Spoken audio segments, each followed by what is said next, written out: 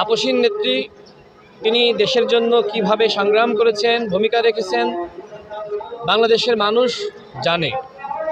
তার জানা যায় যেভাবে মানুষ স্বতঃস্ফূর্তভাবে অংশ নিয়েছে, শুধুমাত্র বাংলাদেশের ইতিহাসেই নয়, আমি মনে করি পৃথিবীর ইতিহাসে এত বড় জানাজা আমরা আগে কখনো দেখি নাই।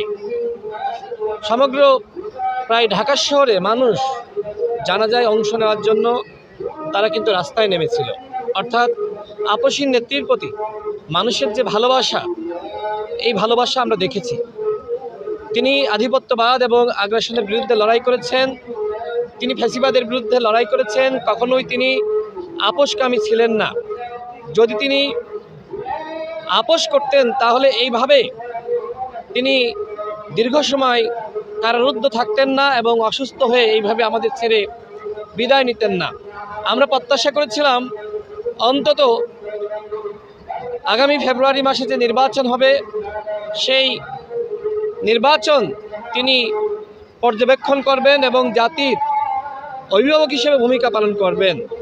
কিন্তু আল্লাহ আমাদের থেকে তাকে নিয়ে গেছেন। আমাদের সবাইকেই যেতে হবে, কিন্তু আপনি পৃথিবীতে যে ভালো কাজ করবেন, মানুষের জন্য কল্যাণকর কাজ করবেন, সেটি আপনার পরকালের জন্য পুঁজি। আমি আজকে তার জন্য দোয়া করতে এসেছি, শ্রদ্ধা নিবেদন করেছি এবং বিশেষ করে আমাদের শহীদ প্রেসিডেন্ট জিয়াউর রহমান, তিনি যে আদর্শিক রাজনীতি বাংলাদেশে শুরু করেছিলেন এবং সেই আদর্শের বার্তাবাহক হিসেবে বেগম খালেদা জিয়া, তিনিও রাষ্ট্র গঠনে কাজ করেছেন।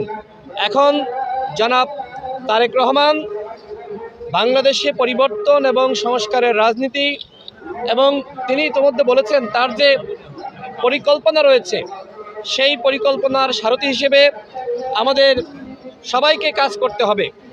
আমরা যদি এই রাষ্ট্র সুন্দরভাবে গঠন করতে পারি, এই রাষ্ট্রে যদি আমরা ন্যায় বিচার, সাম্য, মানবিক মর্যাদা আমরা প্রতিষ্ঠা করতে পারি, তাহলেই আমি মনে করি সাবেক প্রধানমন্ত্রী, দেশনেত্রী বেগম খালেদা জিয়ার আত্মা শান্তি পাবে। আমি আজকে আর কথা বাড়াচ্ছি না।